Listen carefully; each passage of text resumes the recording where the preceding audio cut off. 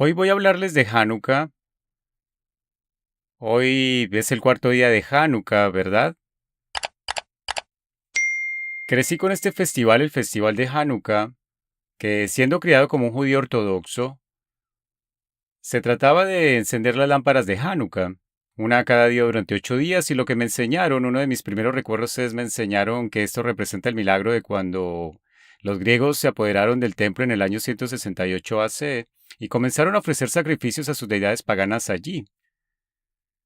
Los judíos se rebelaron contra esto y cuando los judíos finalmente expulsaron a los griegos del templo, solo encontraron una vasija de aceite, un frasco pequeño de aceite que tenía el sello del sumo sacerdote indicando que ese aceite todavía era sagrado. Así que pusieron el aceite en la menorá, en la lámpara del templo y por supuesto la menorá del templo tenía 7 ramas. Ese frasco pequeño de aceite en esas 7 lámparas la necesitaban para que ardiera durante 8 días. ¿Por qué 8 días? Porque se necesitaban 8 días para llevar a cabo el ritual de purificación en Números capítulo 19. Eso, por cierto, se menciona también en el libro de los Hechos, que Pablo se sometió al mismo ritual de este rito de purificación de 8 días.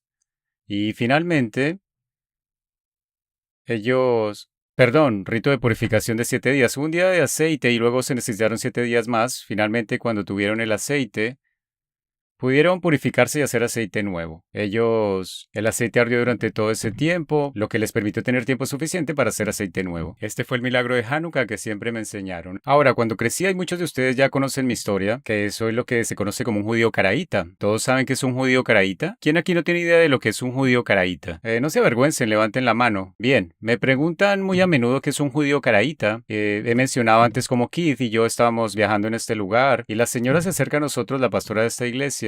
Esta es una iglesia que habla en lenguas, el centro de la ciudad. Y ella dice, Nehemia, ¿qué es un judío karateca? No tiene nada que ver con el karate o las artes marciales, es caraíta. Y al crecer los rituales como estas cosas de la menorá de Hanukkah, el encendido de los 8 días, cuando encendemos la menorá de Hanukkah, hacemos la bendición. Y crecí haciendo esta bendición, y aquí está. Dice, bendito sea Señor Rey del Universo, que nos ha santificado con los mandamientos, ordenándonos encender las lámparas de Hanukkah. Cuando crecí, fui a mis rabinos y les pregunté, ¿en qué parte de las escrituras se nos ordena encender las lámparas de Hanukkah? Recuerden que crecí como un judío ortodoxo, un judío del Antiguo Testamento, y en mi Antiguo Testamento, en mi Tanakh, mi Biblia hebrea, ni siquiera se menciona Hanukkah. Los eventos de Hanukkah tuvieron lugar entre los años 168 y 165. El último libro del Antiguo Testamento es Malaquías, que es varios cientos de años anterior a eso.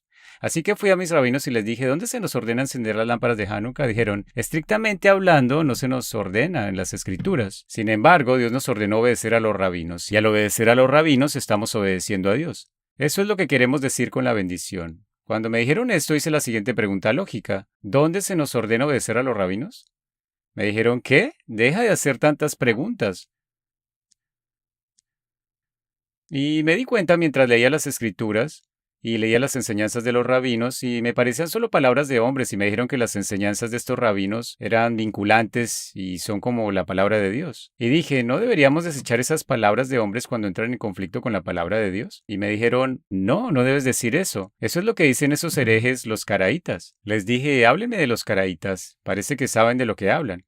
Y me di cuenta de que era un judío caraíta. No sabía que existía tal cosa. De hecho, mis rabinos me dijeron que no se puede ser un judío caraíta porque han dejado de existir. Si te conviertes en un judío caraíta, entonces tú también dejarás de existir. Es un callejón sin salida. Esto es lo que me dijeron. Y yo era un niño pequeño. Y esto es algo aterrador para decirle a un niño. Si sigues esta creencia que está en tu corazón, vas a morir, vas a dejar de existir. Esto es algo realmente aterrador de decir. Y yo dije, no me importa. Si soy el último en la tierra, no me importa porque sé que esta es la verdad y tengo que seguirla. Más tarde, cuando crecí... Bueno, años más tarde, cuando ya era un poco mayor, descubrí que no era el único judío caraíta en el mundo. No hay muchos, unos 35,000 en todo el mundo, pero esto fue lo que me dijeron para intimidarme y alejarme de la verdad, para ahuyentarme de la verdad. Para mí, Hanukkah representó durante muchos años la máxima rebelión contra Dios. Porque se trataba de encender estas lámparas de Hanukkah, proclamando la autoridad dada por Dios a estos rabinos que Dios nunca les dio. Esto es lo que Hanukkah representaba para mí. Cuando fui un poco mayor y estuve en la Universidad Hebrea, donde hice mi maestría en estudios bíblicos, empecé a mirar todo tipo de fuentes antiguas y descubrí que eso no era realmente lo que Hanukkah era originalmente. Resulta que Hanukkah La fiesta de la dedicación en las fuentes judías antiguas fue secuestrada por los rabinos. Y lo que encontré en las fuentes más antiguas fue que todo comenzó en este pequeño lugar. Era un lugar en las montañas de Judea llamado Modi'in. Digan Modi'in. Modi'in es una hermosa ciudad. Tiene flores y estos horrendos edificios en lo alto que dicen que se parecen a los Transformers. Y cada vez que paso por delante de estos edificios no puedo evitar cantar esa cancioncita Transformers más de lo que parece. Pero aparte de estos horribles y feos edificios, Modi'in es una hermosa ciudad en Judea, en el extremo occidental de las colinas de Judea. Por cierto, mi hermana, una de mis hermanas menores, es agente inmobiliaria en Modi'in. De hecho, es la mejor agente inmobiliaria de toda la ciudad. Si tienen alguna duda al respecto, pregúntenle a ella se los dirá. Y se está preparando para ser la tercera ciudad más grande de Israel, después de Jerusalén y Tel Aviv, Modi'in. Pero hace 2200 años, Modi'in era una pequeña aldea, que apenas aparecía en el mapa de nadie, que nadie apenas sabía que existía. Lo que sucedió es que los griegos, bajo el mando de Alejandro, llegaron y conquistaron todo Oriente Medio, y en Siria establecieron un imperio llamado Imperio Seleucida, bajo el mando del general Seleuco, que comenzó en el año 312 AS. Y él gobernó sobre Israel y en el año 168 aproximadamente comenzaron esta política de erradicar la fe judía. Realmente no odiaban a los judíos, lo que los griegos querían hacer era unificar su imperio. En su imperio tenían a los zoroastrianos, a los cananeos y tenían toda clase de babilonios. Todo tipo de religiones diferentes que adoraban a todo tipo de dioses diferentes. Y dijeron, si realmente queremos tener un imperio unificado, necesitamos que todos se unan uniformemente y adoren el mismo Dios, sigan la misma cultura. Por supuesto, siendo griegos, dijeron que debía ser la cultura de los griegos. Así que en lugar de adorar a Tamuz, vas a adorar a Zeus. En lugar de adorar a Baal, tienes que adorar a Zeus. Todo el mundo tiene que unirse. Lo que mucha gente hizo fue decir, de acuerdo, ¿a quién le importa? Baal y Zeus es realmente la misma cosa, Tamuz y Zeus es realmente la misma cosa. ¿Quieres que llame a Tamuz con un nombre diferente? ¿Quieres que lo llame Zeus? No tengo problema con eso, no hay problema. ¿Quieres que llame a Mitra por el nombre de Apolo? Podemos trabajar juntos, ¿sabes? Solo asegúrate de que el cumpleaños de Mitra y el de Apolo sean el mismo día, siempre que lo tengamos claro. Así que la mayoría de la gente del imperio se alineó. No hay problema, haremos lo que quieras. Siguieron estos decretos de los gobernantes griegos, los griegos seleucidas. Había una pequeña provincia en el camino a Egipto llamada Judea, y estaban haciendo problemas. Así que lo que el rey hizo es que consiguió que mucha gente de Judea, los judíos, siguieran su política, y envió a esa gente a convencer a sus hermanos y hermanas. Cuando llegaron a esta ciudad, la ciudad de Modi'in, esa pequeña aldea, en el borde occidental de las colinas de Judea, levantaron un altar en el centro de Modi'in en la cima de las colinas, donde hoy están los Transformers, y ellos, justo ahí, montaron un altar en la cima de esas colinas, y llamaron a toda la gente del pueblo, y les dijeron, deben venir a comer este cerdo que está siendo sacrificado a Apolo. La gente estaba horrorizada. Digo, no creo que los griegos hayan hecho esto a propósito. No creo que hayan elegido el cerdo para ofender a los judíos, solo estaban siguiendo sus costumbres y tradiciones, eso es lo que hicieron, sacrificaron. Quieres darle la comida más gorda y rica al Dios, ¿verdad? Eso es lo que quieres para ti, la comida más gorda y rica. Estas eran culturas antiguas donde la gente se moría de hambre, así que no les dabas pollo, les dabas cerdo. Así que traían el cerdo y lo sacrificaban y llamaban a la gente y les decían, si no comen este sacrificio serán condenados a muerte. Bueno, había una familia liderada por un hombre llamado Mateo o Matías, Matisyahu, y dirigió a sus 5 hijos en un levantamiento contra estos griegos. Y ellos eran sacerdotes. Nadie pensó que tendrían éxito. Ellos mismos no pensaron que tendrían éxito, porque estaban luchando contra lo que en ese momento era la superpotencia del mundo antiguo. Esto fue, ustedes saben, piensen en la Unión Soviética de hace 20 años o en lo que son los Estados Unidos hoy en día. Estaban enfrentando esta pequeñita, esto sería como, no sé, si las Bahamas lideraran una guerra contra los Estados Unidos. Buena suerte con eso. Y esto es lo que sucedió, se levantaron contra los griegos, estaban viviendo, dice el libro de los Macabeos, como animales en el desierto. Los griegos marchaban con sus ejércitos por el camino y los judíos salían literalmente de pequeños agujeros en el suelo, se escabullían de los pequeños agujeros, atacaban a los griegos y luego corrían a esconderse. Pensaban, nunca vamos a derrotarlos, pero al menos no vamos a comer ese cerdo. Y al menos podremos circuncidar a nuestros hijos y seguir practicando la antigua fe de nuestros padres. De esto trataba originalmente Hanukkah. Después de 5 años de lucha llegaron y liberaron el templo. Y cuando leí esto en las fuentes judías antiguas, las primeras fuentes judías que hablan de esto son Primera de Macabeos y Segunda de Macabeos, escritas poco después de los acontecimientos. Estaba leyendo estos libros hace muchos años, buscando la historia del milagro del aceite, la que los rabinos dicen. Dios nos ordenó encender el aceite. Estaba leyendo y los detalles en esos libros. Voy a ser honesto con usted, realmente me quedé dormido. Muchas veces leyendo estos libros son muy aburridos, porque dicen, Judá vino con 5,000 hombres y marchó de esta aldea a aquella otra y había 300 caballos. Vamos, ¿en serio? Esto es aburrido. Las historias se cuentan en gran detalle, luego describen la liberación del templo. ¿Y saben qué? Ni una sola palabra sobre los 8 días del milagro del aceite. ¿Cómo puede ser eso? Ni una sola palabra sobre los 8 días del aceite milagroso. En ningún sitio, en ninguna parte. Sí se habla de lo que fue el milagro. El milagro fue derrotar a los griegos y liberar el templo y luego dedicar el altar. Ahora, ¿por qué dedicaron el altar? Porque los griegos habían sacrificado cerdos en ese altar, lo que lo invalidó. Así que entraron en el templo y derribaron el altar. Construyeron un nuevo altar y ese era el altar de Zorobabel, el líder judío que había llevado a los judíos de vuelta a la tierra de Israel. Después de 70 años de exilio en Babilonia, había construido él mismo ese altar. Dijeron, no importa, el altar ha sido profanado, debemos derribarlo. Derribaron el altar y construyeron uno nuevo y luego lo dedicaron. Y lo dedicaron durante 8 días. ¿Por qué 8 días? No por 8 días de aceite milagroso.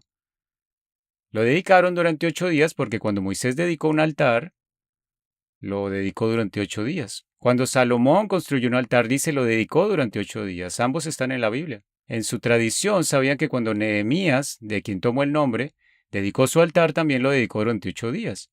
Es por eso por lo que se tienen 8 días de aceite. Eso es lo más temprano. Perdón, porque se tienen 8 días de Hanukkah, la dedicación del altar. Cuando leí esto me di cuenta de que tienen mucho sentido. Crecí cantando canciones sobre Hanukkah Hamizbeach, la dedicación del altar.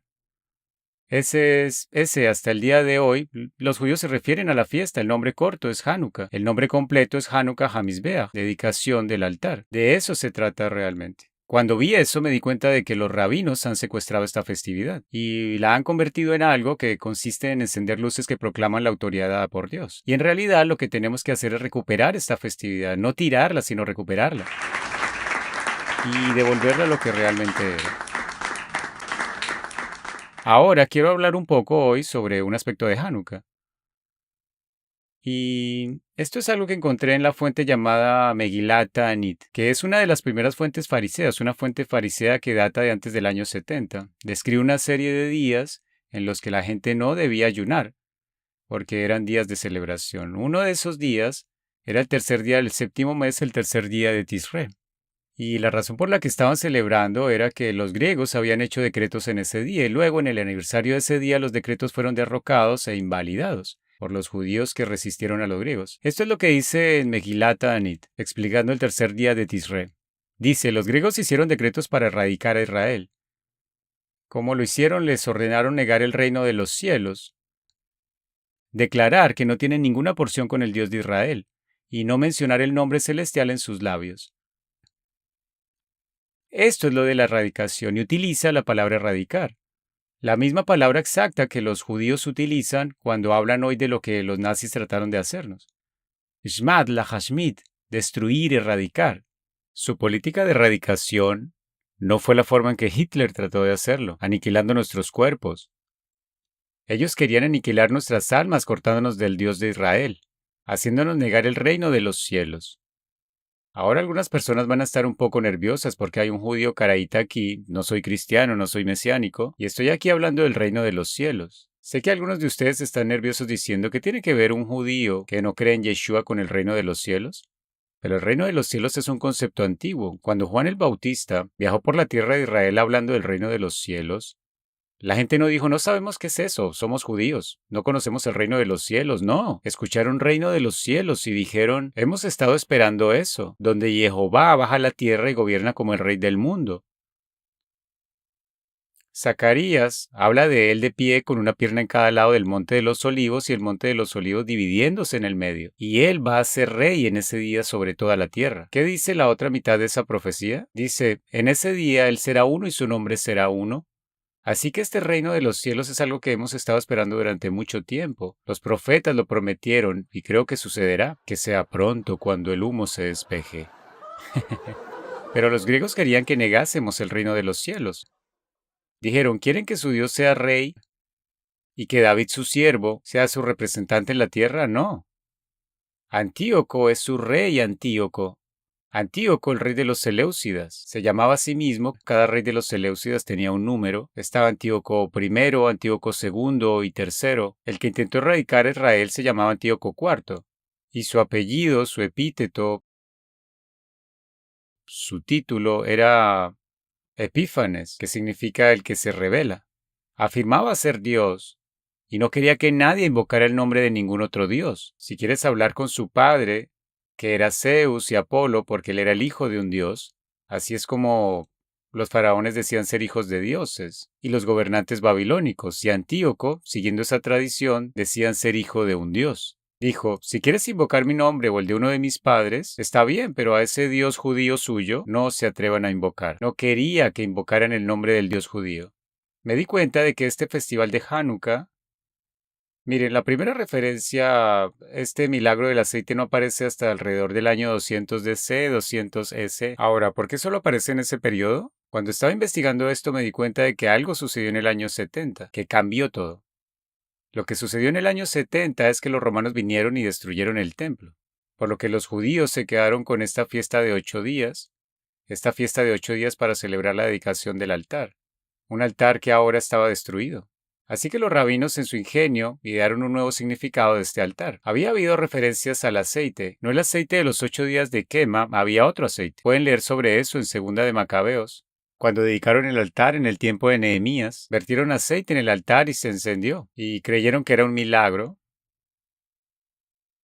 No ardió durante 8 días, solo ardió hasta que se consumieron los sacrificios. Pero creían que era un milagro, un fuego que bajaba del cielo y encendía el altar, como lo había hecho en el tiempo de Moisés, en el tiempo de Salomón y en el tiempo de Elías en el Monte Carmelo. Y ellos creían que eso ocurría en el tiempo de Nehemías, a través de este aceite de nafta del que hablan. Pueden leer eso en Segunda de Macabeos ustedes mismos. Pero la primera vez que oímos hablar de los 8 días de aceite milagroso es alrededor del año 200 DC, 130 años después de la destrucción del templo. Y eso fue porque los rabinos tuvieron que dar un nuevo significado a este festival. De lo que me di cuenta,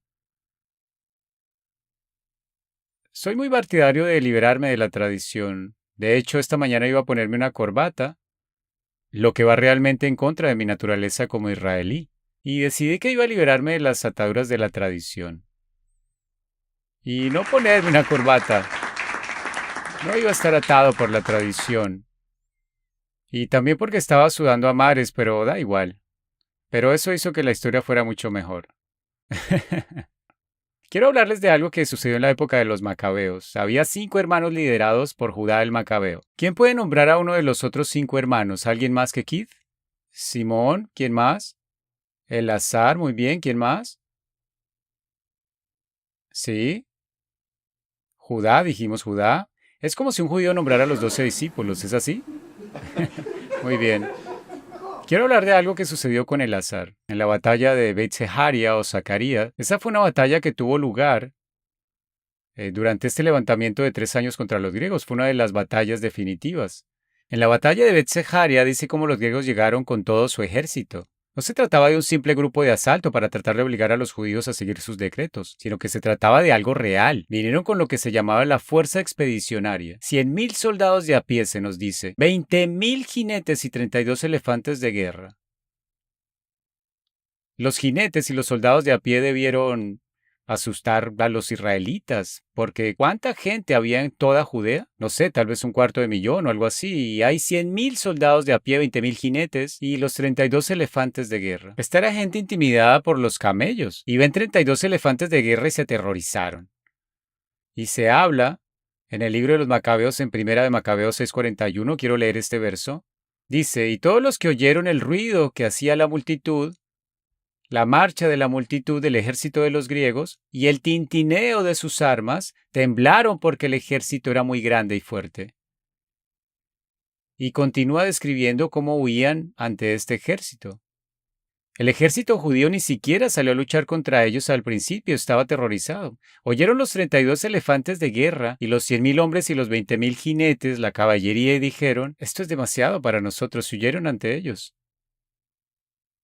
Y traje aquí un escudo y tengo aquí una espada. Esto es lo que oyeron. Esta es la razón por la que los judíos huyeron, porque escucharon el tintineo de las armas. Ahora imaginen que 100.000 personas tintinean sus armas así. Sería aterrador. Hay casi tanta gente allí como hombres sanos en toda Judea. Y eso es solo la fuerza expedicionaria que viene a imponer el gobierno del rey, prohibiéndoles hablar el nombre de su Dios y practicar la circuncisión y guardar el sábado. Estaban aterrorizados, huyeron. Hubo dos cosas que los aterrorizaron y que los hicieron huir, que leemos en este versículo: el ruido que hacía la multitud y el tintineo de las armas. Quiero hacer algo que aprendí de Keith. Voy a pedir a todos en este lado de la sala. Vamos a hacer esto, digan: ruido de la multitud. Voy a pedirles que digan tintineo de armas. Vamos a intentarlo de nuevo. Bien, ustedes aplauden cuando dicen tintineo de armas. Esto es lo que aterrorizó a los judíos que vieron llegar a este ejército. Vieron a los 100.000 hombres, 20.000 soldados de a pie, 32 elefantes y se aterrorizaron por... Ahora bien, hubo un hombre que vio todo esto y dijo: no voy a tener miedo ni me van a intimidar. Este fue uno de los hermanos de Judá el Macabeo. Su nombre era Elazar. Elazar escuchó esto y vio a todos sus hermanos huir. Vio que uno de los 32 elefantes era más grande que todos los demás y estaba adornado con ropas reales, oro y plata. Se dio cuenta: este tiene que ser el elefante del rey. Agarró su espada. Probablemente no era tan grande como esta, probablemente llegaba hasta aquí. Agarró su espada y corrió hacia el elefante, golpeando a los hombres a la derecha y a la izquierda, y tomó su espada y la clavó en el vientre de la bestia. Ahora, ¿qué le dio el coraje, las agallas para hacer eso? Digo, tenía que saber que era algo realmente peligroso. ¿Qué le dio las agallas para hacerlo? Creo que lo que le dio las agallas para hacerlo es otra batalla que ocurrió no muy lejos de Beit-Seharia, otra batalla que ocurrió cerca del mismo lugar. Se menciona en el libro de Samuel, una de mis historias favoritas, Primera de Samuel capítulo 17. Aquí es donde David sale contra Goliat. Cuando David va contra Goliat y le dice a Goliat, en el verso 45, vienes a mí con espada. Esta es una espada. Esta es una de las armas de Goliat. Esta da miedo. Si esto estuviera realmente afilado, daría bastante miedo. Vienes a mí con espada, con lanza y con jabalina. Goliat era un tipo grande. Tenía un arma principal y dos armas de reserva por si acaso. Y vengo a ti en nombre de Jehová de los ejércitos, el Dios de los ejércitos de Israel, a quien has... Y la palabra allí, jerafta, significa literalmente a quien has insultado. Así que Goliat salía cada día y decía: ustedes israelitas que creen en ese Dios suyo, Jehová, no tienen ninguna posibilidad contra nosotros. Vamos a derrotarlos. Su Dios es impotente contra nosotros. David escuchó esto y dijo: no voy a aceptar esto. Tomó 5 piedras lisas y salió contra Goliat. Y lo enfrentó.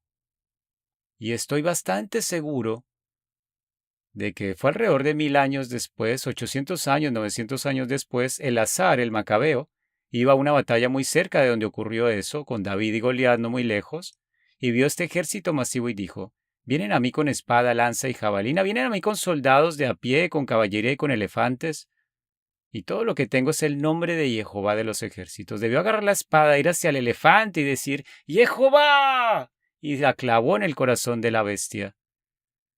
Esta es una de las historias más famosas. Crecí con la historia. Historias famosas en la tradición judía. Esa bestia mató a la bestia y a todos en la bestia cuando se derrumbó, pero cayó sobre él y lo mató también. Pero eventualmente, de eso se trataba la dedicación. La dedicación no es simplemente salir y decir: bueno, voy a mantener mis creencias mientras todo vaya bien. Mientras sepa que estoy a salvo y seguro, voy a mantener mi fe y mis creencias. La dedicación es salir y saber que esto podría costarte la vida. Esto podría ser el final, esto es ir hasta el final. Cuando David salió, tomó 5 piedras lisas. Estoy seguro de que esperaba el éxito, pero no estaba garantizado. Podría haber disparado las 5 piedras y no una. Eso podría haber sucedido, eso ha sucedido en la historia. Hay ejemplos en la Biblia donde sucedió. A David no le importó, este hombre había insultado el nombre del Dios de Israel. Salió contra él y lo mató. Elazar hizo lo mismo. Y le costó la vida a Elazar, y de eso se trata la dedicación. No se trata solo de hacer lo que sabes que vas a tener éxito y que todo va a ser divertido y de color de rosa. Se trata de mantener tus convicciones incluso cuando te cuesta. Ese es el mensaje de Hanukkah para mí al menos. Aquí hay otra persona que se mantuvo en sus convicciones. Esta es una tumba en Galilea, en las afueras de la pequeña ciudad de Carmiel. Es la tumba de un rabino del que la mayoría de ustedes probablemente nunca ha oído hablar. Francamente, yo nunca oí hablar de él hasta hace unos años, cuando encontré su nombre y fue mencionado en la lista de 10 rabinos que fueron martirizados por los romanos durante la época de las persecuciones de Adriano, que terminaron en el año 138. Así que esto fue probablemente alrededor del año 136, 137, algo así, cuando fue condenado a muerte. La razón por la que fue condenado a muerte cuando leí esto me sorprendió mucho. Por los romanos, esto es lo que dice el Talmud. Los escritos de los antiguos rabinos hablan de Hanina ben Teradión y dice, lo condenaron a la hoguera. Los romanos lo condenaron a la hoguera porque solía pronunciar el nombre como está escrito. El nombre del Padre, el nombre del Creador del universo. Se apoderaron de él, lo envolvieron en un rollo de la Torá y lo rodearon de manojos de ramas y les prendieron fuego. Así es como los romanos castigaban a un judío que pronunciaba el nombre de su Dios. Ahora bien, esto me sorprendió porque esto ocurrió alrededor del año 136 y fue menos de 200 años, soy muy malo en las matemáticas, unos 300 años antes, que Antíoco había hecho este decreto, prohibiendo a los judíos hablar el nombre de su Dios. Eso fue parte de su política para erradicar a Israel. Si leen en las fuentes judías antiguas, leen sobre 2 erradicaciones, 2 intentos de erradicar a los antiguos judíos. El primer intento fue el de Antíoco en el año 168 hasta el 165, el segundo fue por el emperador Adriano, y fue la persecución adriana que mató a Hanina ben Teradión, y esa segunda política de aniquilación y erradicación imitó a la primera. Así que Adriano tomó todas las políticas de Antíoco y dijo, Antíoco no tuvo éxito porque no tenía el poder del imperio romano. Voy a mostrar a esos judíos lo que significa si se niegan a adorar a los dioses romanos. Para los romanos, para los griegos, esta era una idea novedosa para tratar de obligar a todos a adorar al mismo Dios. Para los romanos no era una idea novedosa. Si no adorabas a los dioses romanos, si no sacrificabas a Júpiter y eras alguien de Éfeso o de Grecia o de Alejandría, te encontrarías crucificado en una cruz o muerto de alguna otra forma horrible. No había ninguna duda al respecto. Había un grupo que estaba exento de esto y eran los judíos, y eso era porque se sabía que eran un pueblo antiguo que tenía este problema de adorar a cualquiera que no fuera su único Dios. Así que los romanos los dejaron tranquilos, hasta que llegó Adriano y dijo, basta de esto, judíos. Basta, judíos. Deben adorar a los dioses romanos y a ningún otro dios. Decidió que pondría fin a esto de una vez por todas. E hizo exactamente lo mismo que los griegos. Prohibió la circuncisión, prohibió el Shabbat y prohibió pronunciar el nombre del Dios de Israel en sus labios. Este rabino fue martirizado como Elazar. No tenía una espada, la espada que tenía era con su lengua. Salió a la plaza pública y leyó la Torá.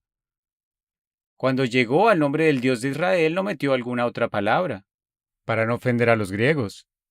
Perdón, a los romanos. No metió un reemplazo para evitar ofender a los romanos. Leyó Anojí, yo soy, eso es el Éxodo 20 y los 10 mandamientos. Anojí, Jehová Eloheja, yo soy Jehová tu Dios. Leyó en público el nombre del Dios de Israel, y los romanos lo tomaron y lo quemaron en la hoguera, envolviéndolo en el mismo rollo de la Torá que había leído. Esto es lo que significa la dedicación. Para mí, Hanukkah no consiste solo en encender unas bonitas lámparas y hacer regalos a mis amigos. Se trata de una verdadera dedicación Se trata de estar realmente dedicado. Y Kid hablará un poco más sobre cuál es el origen de esa palabra, Hanukkah, una dedicación. Pero se trata de pasar por el proceso de Hanukkah, dedicarse a sí mismo. Y de dedicarse, realmente dedicarse a los principios que Dios establece para nosotros, en su palabra, en su escritura. ¿Me dan un amén? Saben, los rabinos vinieron después de la muerte de Hanina ben Teradión en el año 136, 137, 138 y dijeron, mira, ya hemos tenido suficiente gente muerta. 10 rabinos principales fueron asesinados por los romanos durante estas persecuciones. Suficiente gente ha perdido la vida. Lo que tenemos que hacer es decidir con qué podemos vivir y con qué no. Decidieron que una de las cosas con las que podían vivir era no hablar el nombre del Dios de Israel en público. Decidieron, vamos a mantener esto en secreto entre nosotros. Dicen que fue transmitido por los sabios a los discípulos una vez cada 7 años, pero en público, a oídos de los colaboradores romanos, usaremos un circunloquio.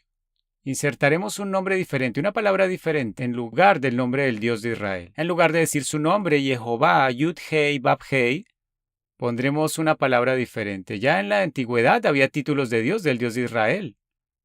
¿Cuáles son algunos de los títulos de Dios en el Antiguo Testamento?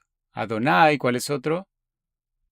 Hashem no está en el Antiguo Testamento, es un término moderno. ¿Cuál es otro término en las antiguas escrituras hebreas? Elohim significa Dios, Adonai significa Señor, el Shaddai suele traducirse como Dios Todopoderoso, el Elión, Dios Altísimo, todos estos son términos legítimos utilizados para describir al Dios de Israel. Lo interesante es que si sumamos todos esos términos, ¿cuántas veces aparecen en la Biblia hebrea? Encontraremos que acumulativamente aparecen menos que el nombre real de Dios, que es Yud-Hei, Bab-Hei. Algunas personas lo pronuncian como Yahweh, otros hemos explicado en algunas de las otras presentaciones por qué lo pronunciamos Jehová. Y saben, había un hombre que estaba reunido ayer con nosotros y Michael estaba ahí.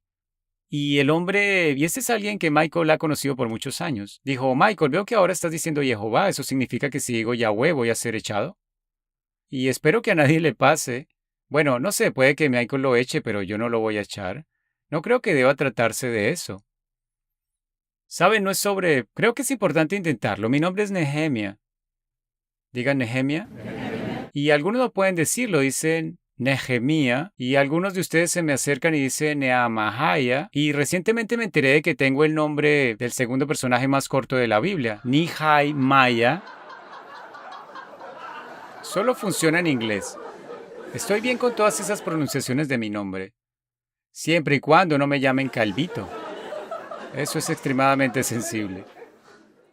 Y saben que si me llaman Calvito puedo vivir con eso. Estoy seguro de que el creador del universo es así de misericordioso. Si lo llamamos Padre, si lo llamamos Adonai, si lo llamamos Elohim, no hay nada malo en ello. Pero no olviden cuál es su nombre. Su nombre es Yud-Hei, Bab-Hei. Los rabinos que prohibieron el nombre para proteger a la gente, y esta es una de las cosas que hicieron los rabinos, se encontraron con la persecución romana y pusieron lo que se llama takanot. Digan takanot.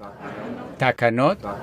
¿Saben todos los que son las takanot? Si no saben lo que son las takanot, deben ver absolutamente, positivamente, el video de Mateo 23, en el que un rabino de hace 2000 años, cuyo nombre se me escapa en este momento, creo que se llamaba Yeshua o algo así, habla de las takanot de los fariseos. Las takanot son estas leyes, reglas y regulaciones hechas por el hombre que los fariseos impusieron al pueblo, usando lo que ellos creen que es la autoridad dada por Dios. Encender las lámparas de Hanukkah y hacer la bendición. Bendito sea Señor Rey del Universo que nos santifica con los mandamientos, ordenándonos encender las lámparas de Hanukkah. Eso es un ejemplo de takanot. Una de las takanot de los fariseos tienen muchas takanot. Una de ellas es que cuando los romanos prohibieron a los judíos tener su propio calendario de avistamiento de la luna nueva en la tierra de Israel, llegó Gil el II en el año 359 y dijo, bien, es hora de las takanot. El propósito de esa takanot, o takaná, era que el pueblo pasara el tiempo hasta que el Mesías viniera y restaurara el calendario bíblico. Este es el calendario que la mayoría de los judíos siguen hoy en día, el calendario de Gil el II. Puedes preguntarle a cualquier rabino ortodoxo que haya estudiado esto, y te dirá, sí, cuando venga el Mesías volveremos al calendario original de ver la luna nueva, como solíamos hacer hasta el año 359, en la época de Gil el II. Hasta entonces vamos a seguir las takanot. Esa es nuestra tradición. Nos impidió ser asesinados por los romanos. Esto es lo que los rabinos tienden a hacer. Ellos harán estas takanot para proteger al pueblo de la persecución. Hay muchos ejemplos famosos de esto. Cuando los romanos entraron en la tierra de Israel en el año 63 AC, bajo Pompeya, los romanos de repente dijeron a los judíos, ya no tienen autoridad para llevar a cabo ejecuciones públicas. Los rabinos estaban en un gran dilema, dijeron, no podemos ejecutar a la gente. Digo, la Torá dice que si alguien comete un asesinato debemos darle muerte. Por 2 o 3 testigos, ¿qué hacemos? Así que los rabinos hicieron takanot, y las takanot básicamente hicieron imposible ejecutar a alguien en una ejecución pública. Había takanot que decían, bueno, solo ejecutaremos a las personas si el asesino es advertido por 2 testigos antes de cometer el asesinato, y los 2 testigos que ven el asesinato tienen que ser 2 testigos distintos. ¿Dónde dice eso en las escrituras? En ninguna parte. Pero esas eran takanot. Fueron diseñadas para que los rabinos nunca ejecutaran la pena de muerte. De hecho, en toda la historia del Sanedrín, después de la llegada de los romanos en el año 63 AC, no hubo una sola ejecución que fuera llevada a cabo por los rabinos, por el Sanedrín, porque los romanos les prohibieron hacerlo, era su derecho exclusivo. Así que estas políticas de Takanot fueron diseñadas para proteger al pueblo y a los rabinos de la persecución romana. Una de las Takanot decía lo siguiente, decía, si los romanos nos prohíben pronunciar el nombre, Yud-Hei Bab-Hei, no hay problema. Insertaremos un nombre diferente en su lugar. Y cuando el Mesías venga, la próxima semana, con suerte, porque los rabinos no pensaron que pasarían 2000 años. En el Talmud hablan de que el Mesías vendrá en el año 4000, que creo que es en algún momento del siglo III DC, algo así. Ya saben cómo son las predicciones. De todos modos, ¿no había un tipo que dijo que era supuestamente mayo pasado o algo así?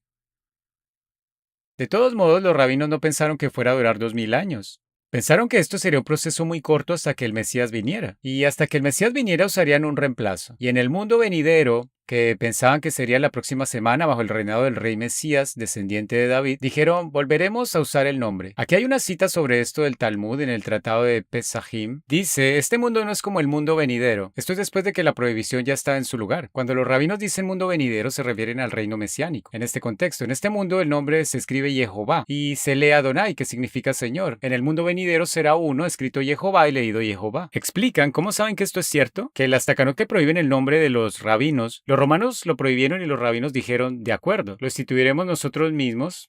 No quieren que digamos el nombre, esperaremos hasta que venga el Mesías. ¿Por qué sabían que el nombre se pronunciaría en los últimos tiempos? Zacarías 14:9, la profecía a la que me referí antes. Dice, Jehová será rey sobre toda la tierra, y en ese día Jehová será uno y su nombre será uno.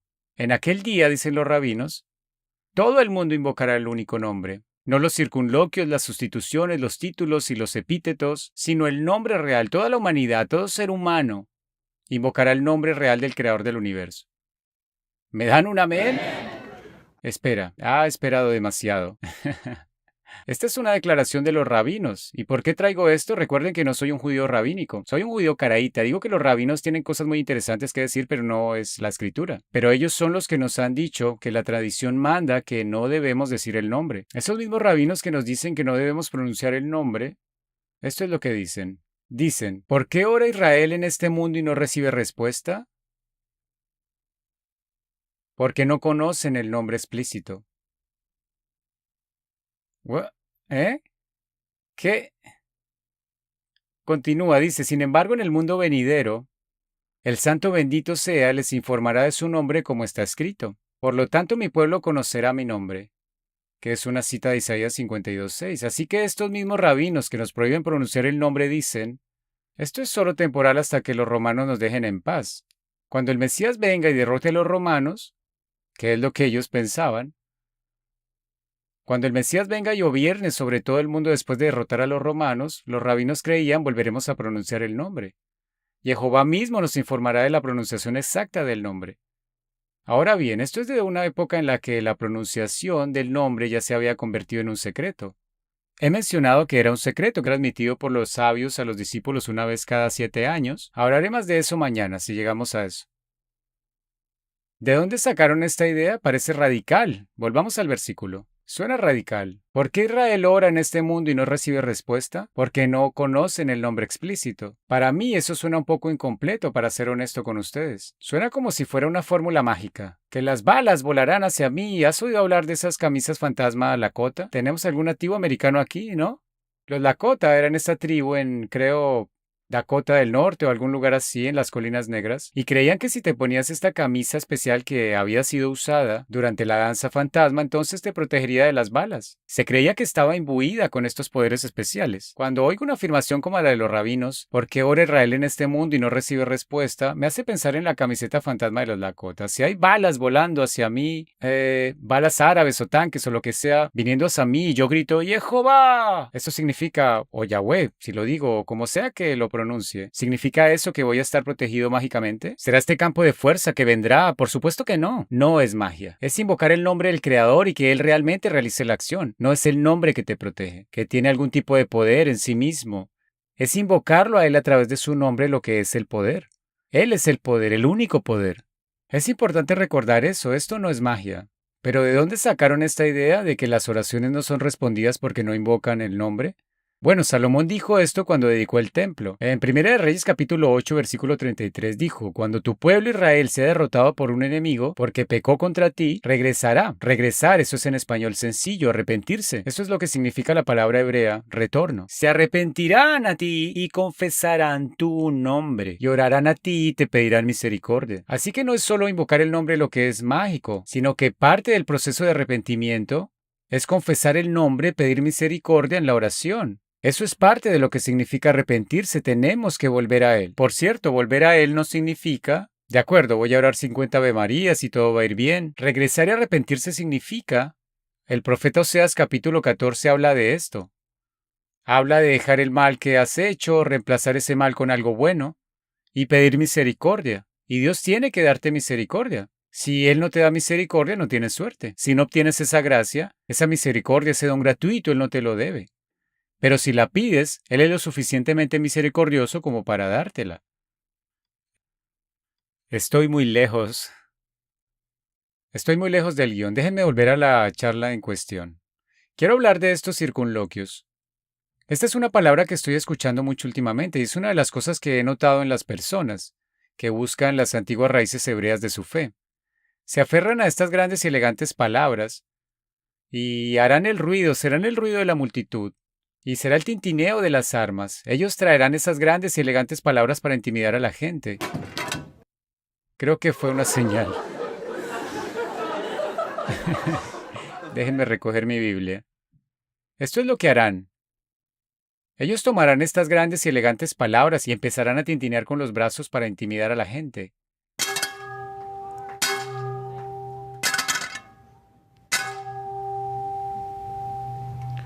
Boing. Mejor dejo esto en el piso. Y esto es lo que la gente hará para intimidarte. Sacarán estas palabras, circunloquios. ¿Cuántos de ustedes han escuchado la palabra circunloquio? ¿De acuerdo? Ustedes tienen un vocabulario muy grande. Mucho más grande que el mío. Yo tuve que buscarlo en Google. Traerán estas grandes y elegantes palabras para intimidarte y dirán, bueno, no debes decir el nombre del creador del universo, el nombre del Padre de la creación, el nombre que aparece en el Antiguo Testamento 6,000, digan 6,828 veces. No debes decir eso, en su lugar debes usar un circunloquio. ¿Quién? ¿Qué? ¿Por qué? Cuando averigüé qué era esta palabra me di cuenta de que la palabra simple y llana en hebreo es la palabra kinui. Kinui es una palabra que aparece en todas las fuentes judías antiguas y significa simplemente un título. Y hablamos de cómo Dios tiene estos kinuyim, estos títulos. Hay un famoso pasaje en el Talmud que habla de la bendición sacerdotal. La bendición sacerdotal es uno de mis favoritos. No tengo una diapositiva. Déjenme leerles la bendición sacerdotal. Me encanta esta bendición, es uno de mis pasajes favoritos de la Biblia. Me cambió la vida y actualmente estoy escribiendo un libro sobre ella. Me encanta tanto. Números capítulo 6. Esta es una Biblia hebrea. Tiene estas curiosas marquitas y puntitos y rayitas. Permítanme leerles de la bendición sacerdotal. En el capítulo 6 de Números, versículo 24.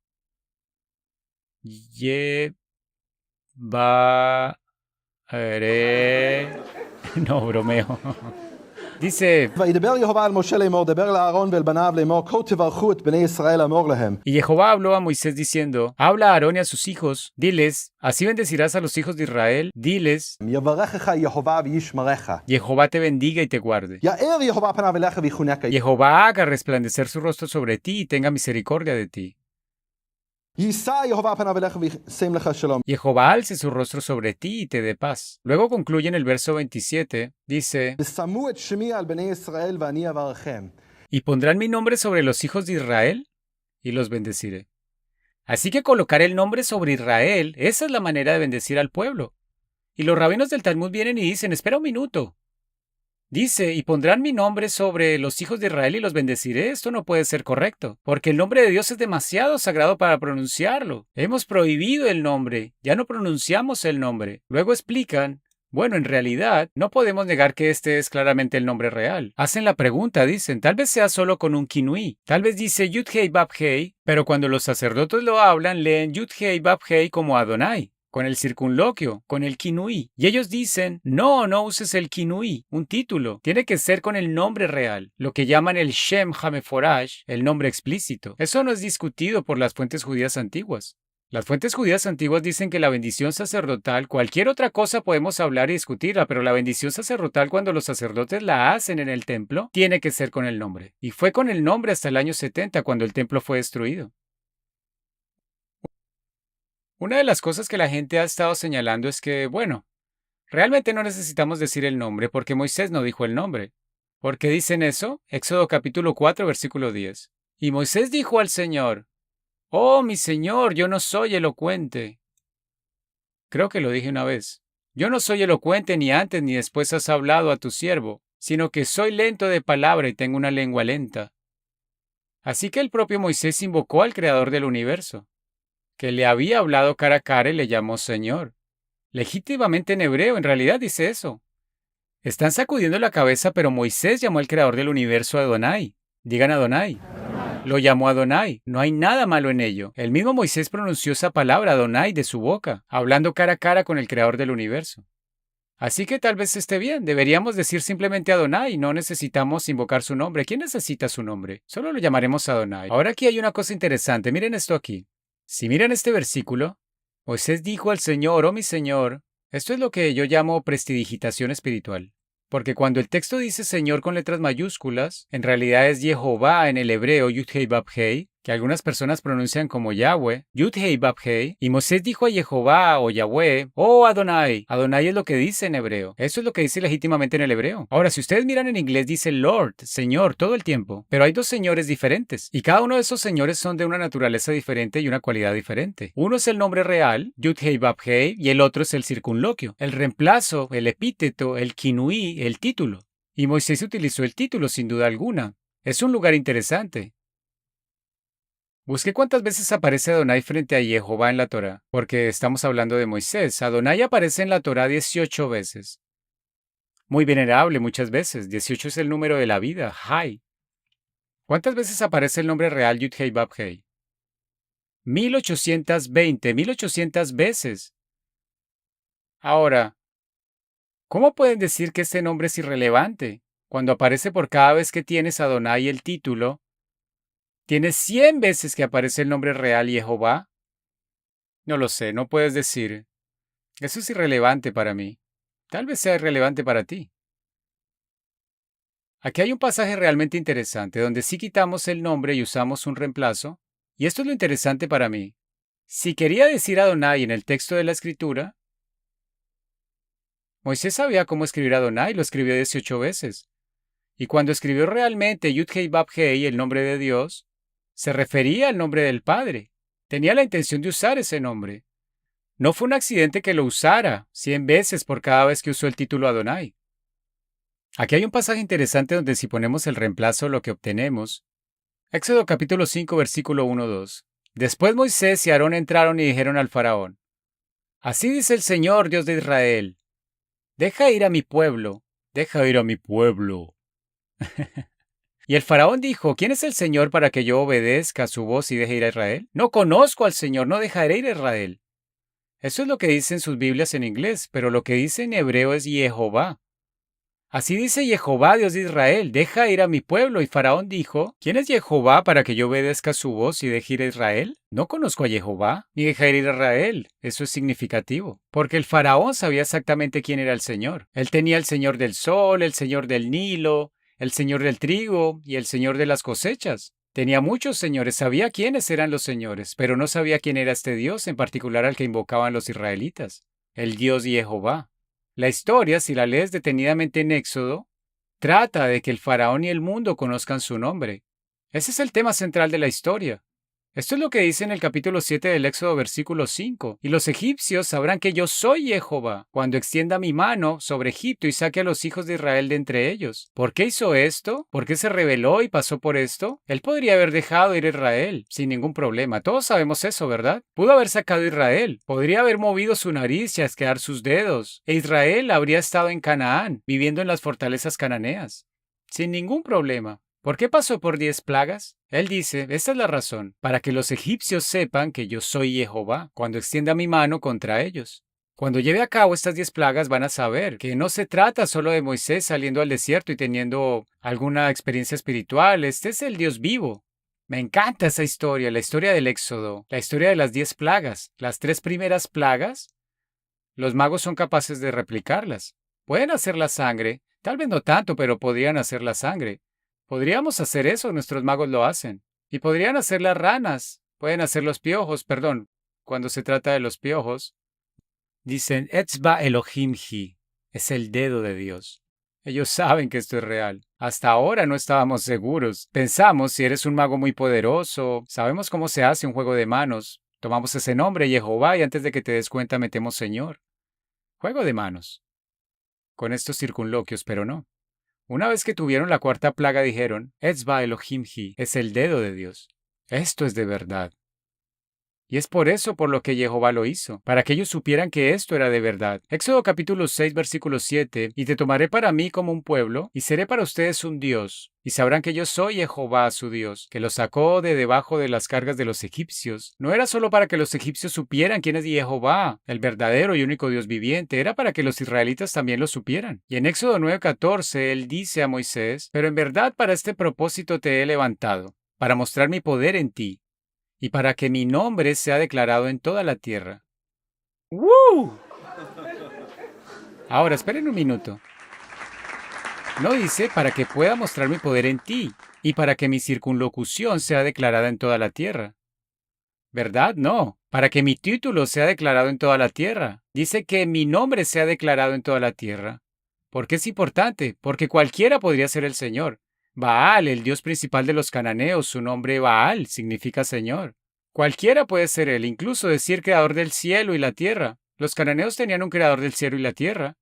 Los egipcios tenían un creador del cielo y de la tierra, pero el nombre Jehová, lo que los rabinos llamaron el nombre único, eso solo puede referirse a él. Y de lo que hablan en el contexto de la bendición sacerdotal, dicen, tiene que ser con el nombre único, porque hay otros títulos que podrían aplicarse a otras deidades. Pero cuando bendecimos a Israel, tiene que ser con el nombre único. Por eso Dios mismo dijo, y pondrán mi nombre sobre los hijos de Israel, y los bendeciré.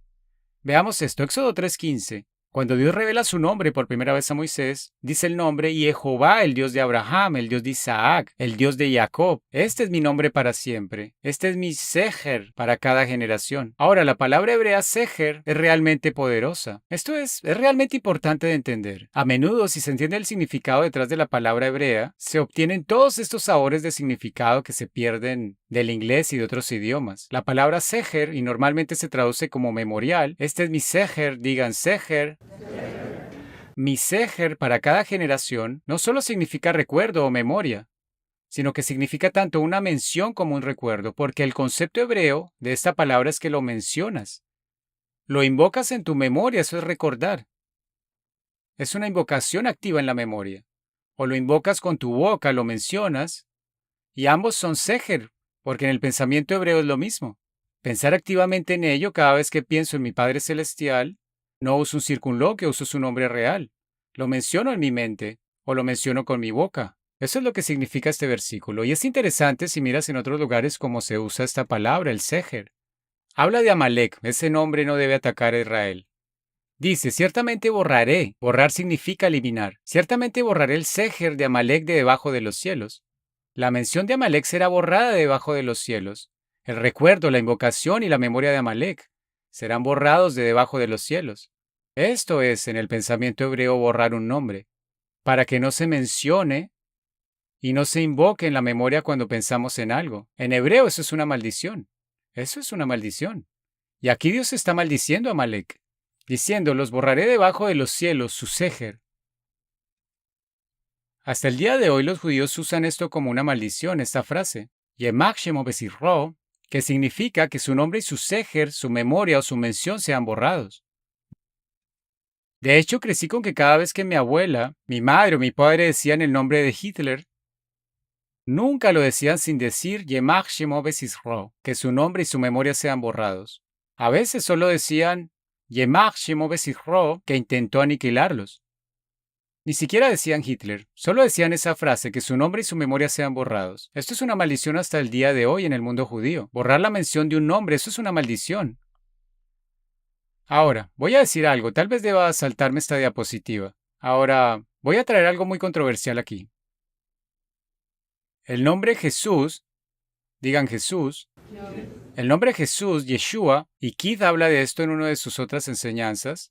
Creo que tienen un video de esto. Yeshua es en realidad la abreviatura de Yehoshua, que en inglés es Joshua. De hecho, Josué, el hijo de Nun, a veces se traduce en sus Biblias inglesas como Jesús. Hay dos pasajes así, porque sabían que Jesús y Josué son el mismo nombre, Yehoshua o Yeshua para abreviar. Yeshua significa Jehová salva. Esa es la traducción de la palabra. Hay otro significado que se da en Mateo. Es muy común que los nombres tengan dos significados. Creo que tenemos una enseñanza sobre eso en algún lado. Pero de lo que quiero hablar es de este Yeshu. Y este es un tema sensible porque muchos judíos hoy en día se niegan a decir el nombre Yeshua. En cambio, lo llaman por el nombre Yeshu. Ahora, resulta que Yeshu era una forma abreviada de Yeshua, que encontramos en los tiempos del Segundo Templo, y no tiene nada que ver con el hombre de Nazaret. Había gente que era simplemente como, si en vez de llamarme Nehemia, me llamas Gemi. Eso no es maldecirme ni insultarme, pero entonces podrían volverse y decir, oh, Gemi, eso realmente significa otra cosa, es una abreviatura, y convertirlo en una maldición. Eso es lo que algunos rabinos hicieron, con el nombre Yeshu, que originalmente era, como dije, un apodo neutral para Yeshua. Lo convirtieron en una maldición, y específicamente lo convirtieron en la maldición, Yemak Shemo Besichro, que su nombre y memoria sean borrados. Que alguien diga, oh. Ahora, ¿eso es una maldición para borrar el nombre de Yeshua? O está bien si borro su nombre y nunca menciono su nombre. Miren, no soy cristiano, no soy mesiánico, les pregunto, piensen en esto, no respondan solo lo que crean que quiero oír. Estaría bien si fueran parte de una congregación, una iglesia o una asamblea y vinieran ustedes y les dijeran, el nombre Jesús o Yeshua, Yeshua es un nombre demasiado sagrado, no queremos volver a pronunciar ese nombre, no lo mencionaremos nunca. ¿Estarían de acuerdo con eso? No sé. ¿No estaría bien utilizar un circunloquio en su lugar? ¿No? Esto es lo que la gente ha hecho con el nombre de nuestro Padre Celestial, el nombre Jehová. Algunos dicen Yahweh. Lo que han hecho con el nombre es decir, oh no, vamos a borrar la mención de ese nombre. Y al recuerdo de ese nombre, no volveremos a pronunciar ese nombre. Y algunas personas han dado un paso más y han dicho, ¿sabes qué? Yeshua nunca pronunció ese nombre. Y Moisés ni siquiera pronunció ese nombre. Él dijo Adonai, sí, 18 veces, de 1820 veces, eso es cierto. Pero en realidad pronunció el nombre más de 1800 veces. Así que creo que eso es una maldición del nombre del Padre. No creo que eso sea honrar el nombre del Padre, una bendición del nombre del Padre. Incluso los rabinos que imponen esta prohibición, esta takanot para protegernos de los romanos. Y miren, podría venir ahora, 2000 años después, y criticarlos por eso. Eso es muy fácil. ¿Qué habría hecho yo en esa situación? No lo sé. Probablemente habría salvado mi vida, y en reuniones secretas con mis amigos, mis rabinos y mis discípulos, habría dicho su nombre transmitiéndolo de sabio a discípulo. Pero si estaba en público y no se sabía quién era un colaborador, cualquiera podría ser un colaborador romano. Hay un viejo dicho donde estos dos rabinos, es una historia antigua de los rabinos donde hay un rabino que es ciego y le preguntan qué piensa del emperador romano. Él dice, ¿saben qué? Las paredes tienen oídos. Y nunca dice lo que piensa del emperador romano. Y resulta que había un colaborador al alcance de los oídos y él no lo sabía. Pero esto era una preocupación real, así que si yo estuviera en esa época hace 2000 años, probablemente, para ser sincero, habría seguido esta estacanot, porque quería vivir y seguir sirviendo al creador del universo. Y sabía que tan pronto como el Mesías viniera, eliminaría a nuestros enemigos. Y podríamos volver a pronunciar el nombre del creador. ¿Saben qué? Estamos llegando a esos días. Ya nadie nos amenaza para que hablemos el nombre de nuestro creador. Puede que estén haciendo ruido con las armas y utilizando la multitud para decir 2000 años de tradición. Este es el ruido de la multitud. Tradición, tradición. Me han dicho.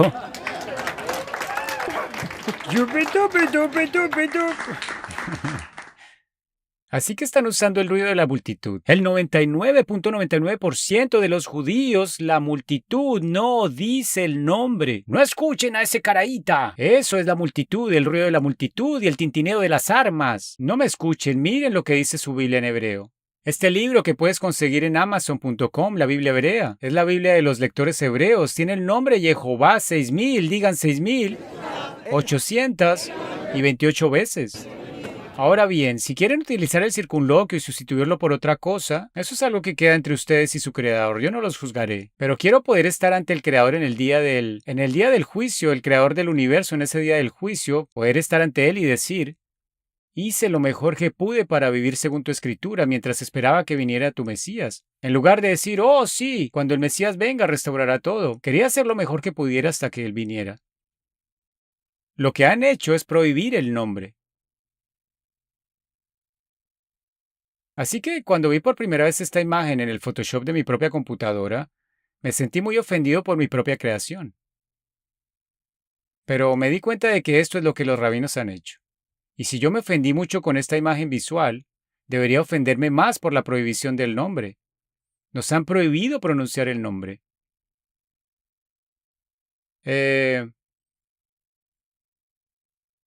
¿Por qué es importante pronunciar el nombre? Quiero dejar claro este punto. Quiero volver a este versículo. Salmo 44, versos 20 a 21, porque algunas personas lo que tratan de hacer es que usan la prestidigitación espiritual, dicen: Nehemia está diciendo que tienes que decir el nombre para ser salvo. Él está haciendo esto sobre la salvación. Está volviendo esto, y no solo eso. Tienes que decir el nombre, tienes que decirlo exactamente, Jehová. Si dices Yahvé, vas a andar en el infierno con los judíos. Creo que tenemos un video sobre eso también. Y no se trata de esto en absoluto. Esto es un juego de manos lo que están tratando de hacer. Están tratando de engañarte y confundirte con el ruido. Con el ruido de la multitud y el tintineo de las armas. Eso es lo que están tratando de hacer. Salmos capítulo 44, versos 20 a 21, en hebreo es 21 al 22. Dice: si olvidamos el nombre de nuestro Dios, digan olvidar, y extendemos nuestras manos a un Dios extranjero, Dios ciertamente lo escudriñará porque Él conoce los secretos del corazón. ¡Wow! Detengámonos aquí por un segundo. Quiero que cada persona aquí se comprometa más tarde, ahora o más tarde, a abrir su Biblia, cualquiera que sea la traducción, y buscar este pasaje, el Salmo 44. ¿Quién está dispuesto a comprometerse a hacerlo? Porque no quiero que se vayan y digan: Nehemia nos mostró un versículo. ¿Lo harán? Vamos. Quiero que lo busquen ustedes mismos y lo lean en la palabra de Dios. Dice: si invocas el nombre equivocado, Él es tan misericordioso que lo buscará en tu corazón y sabrá lo que quisiste decir. Eso significa que si me presento ante Él y lo invoco, ni siquiera lo diré, pero si invoco el nombre equivocado, el nombre de un Dios extranjero, Él lo escudriñará y sabrá lo que quise decir. Eso es la gracia. Eso es el don gratuito. Eso es la misericordia. ¡Woo! Estoy emocionado. ¿Puedo estar emocionado? ¿Se me permite estar emocionado? Oh, soy un leadback. Y ahora pasaremos a la siguiente diapositiva. Quiero decir, esto es increíble. Estás diciendo aquí: si invocamos el nombre de un Dios extranjero, ¿qué pasa si en lugar de Nehemia lo llamo Nehemia o Nehemía? Y en lugar de Jehová digo Yahová, o Yihue, o Yahuwehi. ¿Tiene Él la gracia y la capacidad de buscar en nuestro corazón para saber lo que queremos decir? Así que esto no se trata de la salvación, no se trata de una fórmula mágica o de ponerse la camisa mágica para protegerse de la bala. Están tratando de convencerte de eso, de que estamos diciendo eso, y no estamos diciendo eso en absoluto. Sé que si en verdad vuelves tu corazón hacia el Creador del universo, aunque invoques un nombre completamente diferente, el nombre de un Dios extranjero, Él tiene esa capacidad. No estoy diciendo: ve a invocar el nombre de un Dios extranjero. Si lo haces a propósito, Él lo busca y también lo sabe. Así que tienes que hacer lo mejor que puedas para invocar su nombre. Pero si tú hablas en este salmo acerca de que somos llevados cautivos a una tierra extranjera y no conocemos nada mejor, si no sabes nada mejor, haz lo mejor que puedas. Y trata de obtener más conocimiento. Esta es la manera de derrotar a los griegos, a través del conocimiento, a través del empoderamiento de ti mismo. ¿Conoces el nombre del pueblo donde comenzó la rebelión contra los griegos? ¿El levantamiento para resistir las persecuciones griegas? ¿Para hacernos olvidar el nombre? ¿Cómo lo llamamos? ¿Cómo se llamaba? Modi'in, donde mi hermana es la mejor agente inmobiliaria de la ciudad. Modi'in, ¿qué significa Modi'in? Esto significa, ¿están preparados? ¿Están listos? Significa información. ¡Woohoo! Así que tenemos que armarnos en el espíritu de Modi'in, con la información para tomar nuestra espada, tomar la espada, cerrar los oídos, tomar la espada con la Modi'in y hundirla en el vientre de la bestia gritando: ¡Jehová!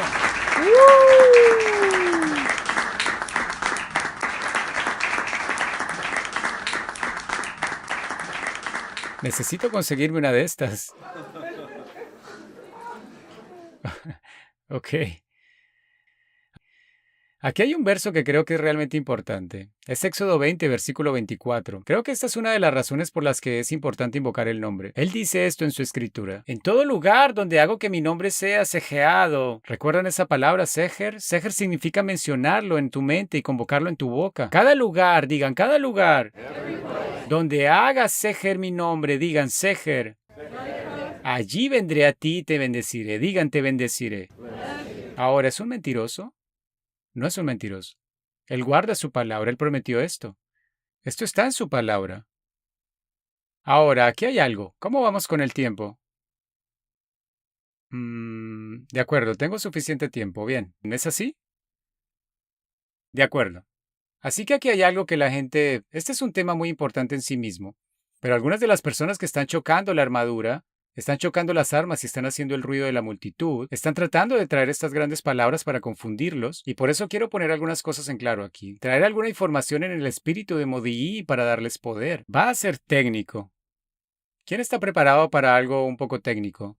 Si no lo están, tenemos algunos pasteles y café en la parte de atrás. Pero si pueden tener paciencia conmigo por unos minutos, esto es algo que necesitan saber. Creo que cualquiera que lea la Biblia debería saber que esto forma parte del texto de las escrituras hebreas, en hebreo, y saber lo que es. Es técnico y por eso lo traen para tratar de intimidarlos.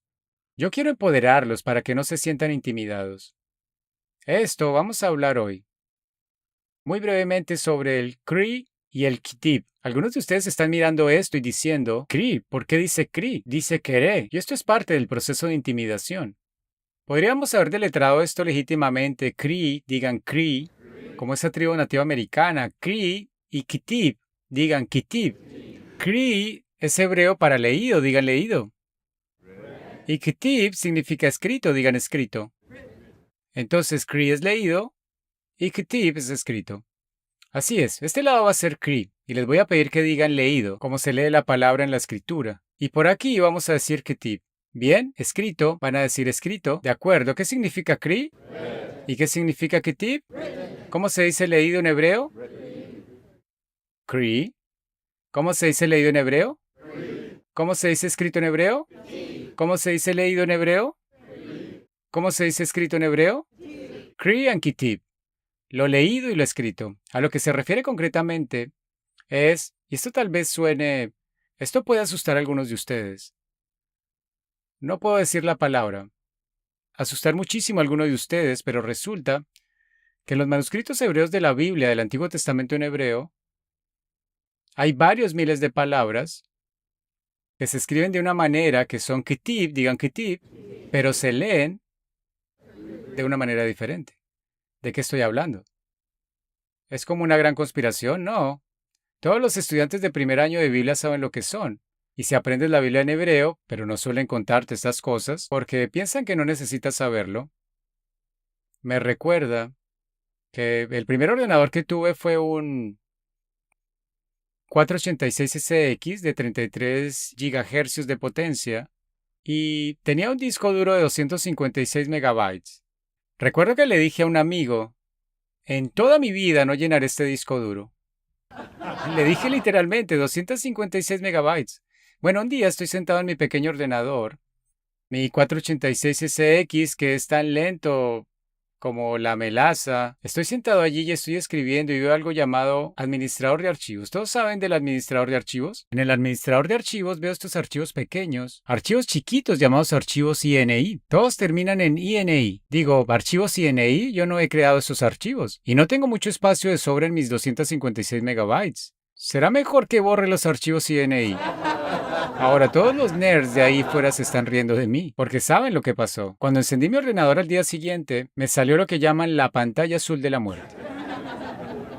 Fui al laboratorio y se lo llevé al nerd, y me ayudó el experto en informática, y fue capaz de hacer una especie de truco elegante, reconstruir la cosa o lo que sea. Salvó mi ordenador y me dijo, Nehemia, aléjate del administrador de archivos. Ahora voy a darles acceso al administrador de archivos. El administrador de archivos de la Biblia hebrea, ¿está bien? ¿O es peligroso? Podríamos acabar borrando algunos archivos INI, ¿no? Creo que si nuestra fe es lo suficientemente fuerte, sabremos que no debemos borrar los archivos INI y podremos manejar el administrador de archivos. Así que veamos esta palabra aquí en las escrituras. Esto aparece 6 veces en la Biblia y la palabra está escrita en el cuerpo real del texto. Dice la palabra Efolim. Digan Efolim. Ahora, sobre la palabra Efolim hay un pequeño círculo cada vez que aparece 6 veces en la escritura. Un pequeño círculo, lo llamaban círculo o igulit. El círculo, lo sé porque sé leer la Biblia en hebreo, es un indicador para que yo mire al margen. Miro el círculo y miro al margen y en el margen, el escriba añadió las siguientes palabras. Dijo en hebreo, léelo, tet, het, resh, mem. Esa es una palabra que no tiene vocales. Y en realidad dice en hebreo, tet, het, resh, mem, kri. Kri significa léelo o leído, la forma en que debe ser leído. En todas las sinagogas del mundo no lo leen efolim, lo leen según estas letras. Todas las sinagogas del mundo desde hace 2000 años, veamos esto, no leen efolim, lo leen tejorim. Ahora, ¿qué significa efolim? Significa los forúnculos de la peste negra. O los forúnculos posiblemente de la viruela. Es un forúnculo de una enfermedad. ¿Qué significa tejorim? Exactamente lo mismo. Entonces, ¿por qué escribirlo de una manera y leerlo de otra? ¿Cuál es la verdadera respuesta? Cuando la Torá fue dada a través de Moisés, nadie tenía problema con la palabra efolim. Ellos sabían que significaba el forúnculo de la viruela o el forúnculo de la plaga negra. 1000 años después, en la época de Esdras, la gente empezó a ponerse nerviosa. Empezaron a dejarse influenciar por la superstición. Dijeron, si decimos esa palabra podíamos contraer la viruela. Así que tenían miedo de decir esa palabra. No podían quitarla de las escrituras, estaba ahí. No se puede quitar una palabra de la Biblia. Pero ellos dijeron, no tenemos que leer esa palabra. Si leemos esa palabra en público, la gente saldrá corriendo de la sinagoga. Saldrán corriendo como ratas. Tenemos que leer una palabra diferente en su lugar. Un circunloquio. Poner un reemplazo a la palabra tejorim. Una palabra de reemplazo. Esto se llama krikitip. Se llama así porque se lee de una manera y se escribe de otra. Y nadie cambió la Biblia, pero sí pusieron al margen la forma de leerla públicamente en una sinagoga. Y en todas las sinagogas del mundo la leen así. No creas que se trata de un grupo de personas o una facción. Todos los judíos reconocen que esta es la forma en que nuestros escribas nos han enseñado a leerlo. Veamos cómo se ve esto en el texto. Esto es del Códice de Alepo, del capítulo 28 del Deuteronomio, versículo 27. Aquí dice Uva afolim. Por cierto, estas vocales son imposibles en el texto hebreo de la escritura, porque esta es la letra ayin, digan ayin. Con shba, digan shba. Una de las reglas de la gramática hebrea es que el ayin no puede tener shba. Por eso sé que estas vocales no pertenecen a la palabra afolim. En realidad pertenecen a la palabra tejorim, porque son vocales imposibles para afolim. Esto es kri kitib. Ven aquí en el cuerpo del texto en el lado izquierdo dice uva efolim y en el lado dice uva tejorim kri. Ahora bien, notarás que no hay vocales si sabes leer hebreo. En la palabra uva tejorim en el extremo derecho del margen. Las vocales de esta palabra están metidas en el kitib, en el cuerpo del texto. ¿Hasta ahora están conmigo? ¿Hasta aquí? ¿Todo bien? Esto sucede miles de veces en la Biblia. Por lo general no es algo tan drástico como cambiar la palabra. Por lo general es algo que simplemente indica cómo leer una palabra que podría leerse posiblemente de una manera diferente. Y veremos un ejemplo de eso. Pero, ¿por qué es importante? Porque lo que algunas de las personas que hacen ruido y chocan las armas han hecho es que han dicho, bueno, las vocales del nombre del Padre, Yud-Hei Bab-Hei en el texto hebreo de la Escritura, es un Kri-Kitib. Y esas ni siquiera son las vocales del nombre Yud-Hei Bab-Hei, son las vocales de Adonai. ¿Paramos aquí? ¿Este administrador de archivos se está volviendo demasiado peligroso? Bien, veamos esto de aquí. Esto es lo que argumentan. Dicen, tienes Yud-Hei Bab-Hei, las 4 letras hebreas del nombre, y en el margen tendremos leído Adonai, un pequeño círculo que indica que hay que leerlo en el margen. Eso sería un Kri o un Kri y Kitib. Kitib es el cuerpo, Kri es el margen. El único problema con esto es que no es cierto. ¿Por qué digo que no es cierto? El nombre aparece en el texto hebreo de la Biblia 6.000, digan 6.828 veces. ¿Cuántas veces tiene el circulito? 0. Entonces esto es realmente una mentira. Esto es lo que dicen. Dicen, de acuerdo, no hay ningún circulito, no vamos a mentirte. No hay ningún círculo. Pero tenemos esta cosa que llamamos Cri perpetuum. Veamos el cri perpetuum. Perpetuum es la palabra perpetuo todo el tiempo.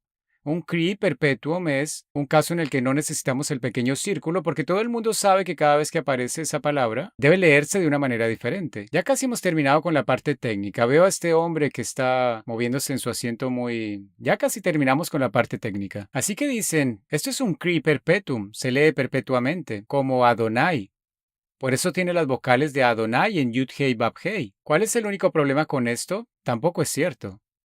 En realidad no tiene las vocales de Adonai. No hay que ser un experto en hebreo para darse cuenta de ello. Las vocales que aparecen normalmente en el texto hebreo de los manuscritos son, esto es un shba, digan shba, y esto es un kamatz, digan kamatz, y aquí hay una vocal que falta. Esto es lo normal, más de 6000 veces la forma en que aparecen las vocales. Y obviamente no son las vocales de Adonai. Cada otra instancia de un kri kitib tiene las vocales exactas de la forma en que se lee en la palabra escrita en el cuerpo de la escritura, al igual que vimos con afolim y tejorim. Aunque las vocales de afolim eran imposibles, era una shba y una yin. Imposibles según la gramática hebrea, pero son las vocales de la palabra al margen. Espero que no haya sido demasiado técnico. Esto es objetivamente falso, que es un cri perpetuum. Ahora, quiero hacer algo muy rápido. Esto es un curso intensivo de hebreo. Aprendí esto cuando era un niño pequeño. Hay 3 palabras hebreas que suenan como palabras inglesas. Y puede ser muy confuso para un principiante en hebreo. Las 3 palabras hebreas que suenan como palabras en inglés son las palabras mi, digan mi, who y he. ¿Qué significa mi? Yo. Who es quién, o como el Doctor Who. Y he se refiere a un hombre. 3 palabras inglesas perfectamente buenas, que suenan idénticas a las palabras hebreas. Y es una fuente de gran confusión y por eso, cuando era niño aprendimos esta rima. La rima decía, mi es quién, who es él, he es ella. Eso es porque la palabra hebrea mi significa quién, y la palabra hebrea who significa él, y la palabra hebrea he significa ella. Mi es quién, who es él, he es ella. Digamos eso. Mi es quién, who es él, he es ella. Habrá una evaluación sobre esto luego. No bromeo, no, realmente no.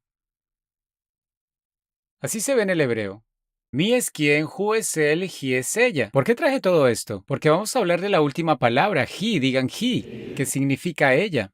Ahora, traje todo esto para no confundirlos, y probablemente hice exactamente lo contrario. Siempre que digo la palabra hebrea he, en realidad quiero decir ella, porque eso es lo que significa la palabra hebrea. Aquí tenemos un ejemplo de un cri perpetuum, un auténtico cri perpetuum, lo que significa que cada vez que veo la palabra hebrea escrita de una manera determinada, siempre se lee de una manera diferente. La forma en que la veo leída es hiv, Hei, Bab, Aleph, y tengo un pequeño Hirik, que es una I. Si no supiera hebreo, si fuera un completo ignorante que solo supiera hebreo básico, lo leería como Hiv, pero ese es el Kitib. Sin embargo, debe ser Kri, leído perpetuamente como Hi. Cada vez, cientos de veces en la Biblia tengo la palabra Hi, que significa ella, y siempre lo leo no como Hiv, sino como Hi, aunque esté escrito así. Una de las cosas de un auténtico Cri Perpetuum es que los escribas no querían engañarnos, no querían engañarnos. Así que cuando nos daban el Cri Perpetuum, lo que hacían era, de vez en cuando, pegar en el margen la pequeña nota con el círculo. Normalmente no lo hacían porque esperaban que lo supieras, pero de vez en cuando pegaban esa pequeña cosa en el margen. Veamos un ejemplo de esto. De un auténtico Cri Perpetuum. Se trata de Isaías 30, versículo 33, del que creo que hablo en mi otra presentación sobre el infierno. Aquí tiene la palabra he, que significa ella, digan he, ella, y si no supiera hebreo lo leería como hiv. En el margen dice he y que kuf es la abreviatura de kri, léase como he. Es un kri ktib clásico. Es un auténtico cri perpetuum porque la mayoría de las veces no tengo la nota marginal, simplemente tengo la palabra hiv, que debe leerse como he, y se espera que lo sepan. Aquí está Deuteronomio 30, 11 a 13, del que creo que hablo en la presentación sobre el Mateo hebreo. Aquí aparece la palabra he 3 veces, dice: hoy te lo ordeno, no es demasiado difícil para ti, no está lejos de ti y no está en el cielo, no está diciendo quién subirá por nosotros al cielo para tomarlo, etcétera, etcétera. Tiene la palabra ella, que en hebreo es he, 3 veces y no dice nada en el margen. Es un auténtico cri perpetuum. Tiene las vocales de la palabra. ¿Qué significa ella, la palabra he? pero no tiene nada en el margen. Y eso se lee perpetuamente como Ji, no como Jiv, pero de vez en cuando nos da la palabra en el margen de la forma en que se debe leer, solo para que nos quede claro. Lo que trataron de decir es que las vocales de Adonai, en realidad, se ponen en la palabra Yud-Hei Bab-Hei, y eso es un cri perpetuum, así lo afirman, excepto que prácticamente no es cierto, porque simplemente no son las mismas vocales. Muéstrenme un ejemplo en cualquier lugar, los desafío a que me muestren cualquier lugar, en todo el texto masorético de la Biblia, donde tenga las vocales del ktib en lugar de las del kri. Es decir, donde tenga vocales diferentes a la forma en que se lee. Eso simplemente no ocurre, simplemente es evidente que no son las vocales de la palabra Adonai, que significa Señor. ¿Por qué están lanzando toda esta información a la gente? Están haciendo sonar las armas, están haciendo el ruido de la multitud, están tratando de confundirlos. Es lo que están tratando de hacer. Lo que están tratando de decir es, ni siquiera sabemos cómo pronunciar ese nombre, ya sea Yahvé o Jehová o Yahwehi o Yuhu, Wuhu. No sabemos cómo pronunciarlo y por lo tanto es mejor que no lo pronunciemos en absoluto, de ponernos el lazo de la tradición, apretarnos el lazo muy fuerte de ir de acuerdo con las ataduras de la tradición y no seguir lo que dice nuestra Biblia 6.828 veces, porque no sabemos exactamente cómo decirlo. Y si pronunciamos mal el nombre, es esta fórmula mágica. Si lo pronunciamos mal, un rayo vendrá y nos golpeará donde estamos. Bueno, no funciona así. Si me llamas por un nombre equivocado, Nihimaya, eso no me insulta. Tenemos que hacer lo mejor que podamos para invocar el nombre del Creador del universo. Si me presento ante el Creador en el día del juicio y Él dice, no, mi nombre no era Jehová, era Yahabajá, diré, ¿sabes qué? Hice lo mejor que pude usando los manuscritos que tus escribas transcribieron para nosotros, los oráculos de Dios, reservados por tu pueblo. ¿Qué más puedo hacer que eso? Algunas personas vendrán a mí y dirán, Nehemia, Dios me ha dicho personalmente que el nombre es Yahweh. ¿Cómo puedes decir que es Jehová? Lo que le respondo es, si eso es lo que Dios te dijo personalmente, entonces eso es lo que debes responderle en el día de la creación y ve y hazlo. Eso fue una revelación para ti, yo no tuve esa revelación. Todo lo que puedo hacer es ir por lo que tengo y la evidencia ante mí. Si mañana el Mesías viene y nos dice, no, fue Yohu, entonces lo aceptaré sin dudarlo. No creo que eso ocurra, pero quién sabe, es posible. Es posible que unos hombrecillos verdes bajen y me rapten ahora mismo. ¿De acuerdo? Extremadamente improbable, pero creo que ambas cosas son igualmente probables. O improbables, por así decirlo.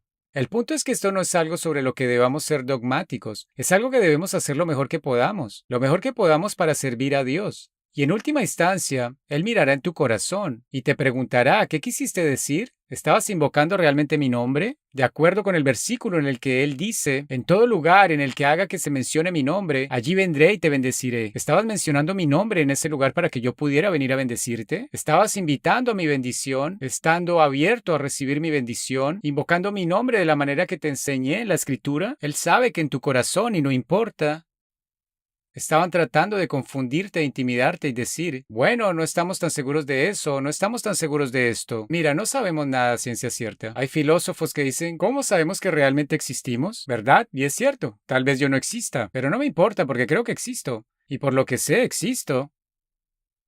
¿O no? Creo que todo lo que tenemos que hacer es lo mejor que podamos. Eso es todo lo que Dios espera. De eso se trata cuando Él dice, no está en el cielo ni al otro lado del mar. Aunque esté en el cielo, haz lo que tienes en tu boca y en tu corazón. Eso es lo que Él dice allí en ese pasaje. Él dice, no está muy lejos de ti, está en tu corazón y en tu boca. Haz lo mejor que puedas con lo que tienes. Voy a pasar todo esto. Esto es una cuestión técnica. Quiero hablar de... ¿Puedo hablar de algo que no está en la diapositiva, Keith? Michael, ¿está bien? Saben, la última vez que estuve en un escenario, en uno de los eventos de Michael, fue un momento muy difícil en mi vida. No tengo ninguna diapositiva, así que podemos apagar esa cosa. Fue un tiempo difícil en mi vida. Acababa de pasar varios días en Chicago, donde mi padre había vivido su vida. Y mi padre estaba muriendo. Y, y fue un tiempo muy difícil para mí. Su último deseo mientras moría era pasar sus últimos días y semanas en Israel, rodeado de su familia. Y tuve que tomar una decisión. Continuaría hablando en el tour junto con Keith, lo que incluía el evento de Michael, o iría a estar con mi padre en Jerusalén.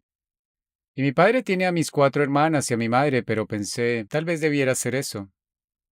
De hecho, Michael me había llamado y dicho, mira, Nehemia, si quieres cancelar no hay problema. Tienes todo mi apoyo. Adelante, no tienes que venir a este evento. No tendré en tu contra. De hecho, te animo a que lo hagas. Y una noche, Keith y yo hicimos un evento en Pensilvania. Y nunca lo olvidaré. Entra en mi habitación. Entra a paso lento a mi habitación como él lo hace. Y dice, Nehemia, es hora de venir a Jesús. Y dije, perdón, te escuché bien. ¿Qué? ¿Qué? Tenemos este acuerdo, yo no intento convertirte, tú no intentas convertirme. ¿Es hora de venir a Jesús después de 10 años? ¿Qué? ¿Hablas en serio? Y dijo, no, es una forma de decirlo. Esta es una expresión que significa que es hora de una discusión seria. Bien, me preocupaste ahí. ¿Y cuál es la discusión seria? Me dice Nehemia. Tienes que cancelar el tour. Para volver a Jerusalén, iré contigo a Jerusalén para que estés con tu padre. Para que estés con él en las últimas semanas. Y de hecho estábamos viajando para el tour hablando del libro de Keith. Tiene un librito llamado Su nombre sagrado revelado de nuevo. Es una obra maestra asombrosa. El único problema con el libro es que no soy el coautor, pero si pueden ver más allá de ese defecto, es realmente uno de los mejores libros que he leído. Y estábamos de gira hablando de ese tema, sobre el nombre del Padre de la Creación, y lo que puso todo este asunto en movimiento fue la investigación que hicimos juntos sobre lo que ustedes llaman el Padre Nuestro. Sobre la oración, Padre nuestro que estás en los cielos, santificado sea tu nombre, venga a nosotros tu reino. Y en esa segunda frase de la oración, Yeshua, como era conocido, iba a decir como fue conocido hace 2000 años Jesús, no. Jesús, como fue conocido hace 2000 años, Yeshua, le enseñó a las multitudes judías a orar las palabras. Literalmente en hebreo, que tu nombre sea santificado. Estaba enseñándole a la gente a santificar el nombre. Y cuando estaba investigando esto originalmente con Keith, nos dimos cuenta que este es un mensaje importante en la Biblia hebrea. Este es terreno común para judíos y cristianos. Y este es un tema central en su Biblia y en mi Biblia. Tanto donde se entrecruzan como donde no. Y cuando Keith escribió su trabajo expandido, su nombre santificado de nuevo, decidí que necesitaba salir a la ruta con él para hablar de este importante mensaje. Y la discusión, hora de venir a Jesús, fue Nehemia, tenemos que hacer eso a un lado. No lo hagas. Iré de vuelta contigo para estar con tu padre. Y lo miré a los ojos y le dije, Keith, esto no es un juego. Para mí no se trata de vender libros, y no es un juego. Es algo serio. Para mí esto era serio. Y abrí este libro, este verso en el libro de Nehemías. Este verso, veamos si lo puedo encontrar, habla de cómo los judíos regresaron de Babilonia después de 70 años de exilio. Y Esdras vino y les leyó la Torá por primera vez. Nunca habían escuchado estas palabras de la Torá. Sabían que existía tal cosa. No sabían cuál era el contenido, nunca habían escuchado la Torá. Y cuando leyeron la Torá, cuando escucharon que les fue leída, se alteraron. Estaban tristes, estaban llorando. ¿Y por qué estaban tan mal? Porque se dieron cuenta de que no la habían estado guardando. No habían estado viviendo por esto. Y hay maldiciones en este libro. Si no vivimos según esto, estarán sobre nosotros. Y tenemos este pacto con nuestro Creador, nuestro Padre Celestial. Tenemos que estar haciendo estas cosas, las cosas que Él nos enseñó. Aquí está lo que Nehemías, mi tocayo, en el verso 9, dice, hoy es nuestro día santo a Jehová nuestro Dios. No estén de duelo y no lloren. Eso es literalmente lo que dice, porque la gente lloraba mientras escuchaban las palabras de la Torá. Y les dijo, vayan a comer comidas grasas y a beber bebidas dulces, y envíen porciones a aquellos que no tienen. Esos son los regalos bíblicos. No darle regalos a los amigos es darle porciones a quien no tiene. Porque hoy es santo a su Señor, y no estén tristes, porque el gozo de Jehová es su fortaleza. Y me volteé a Keith luego de leer este versículo y dije, es tiempo sagrado para que vayamos a hablarle a la gente sobre el nombre de nuestro Señor. Este es un tiempo de santidad, luego lloraré. Pero ahora necesitamos hacer esto. Y seguimos viajando, y viajamos por un número de semanas, y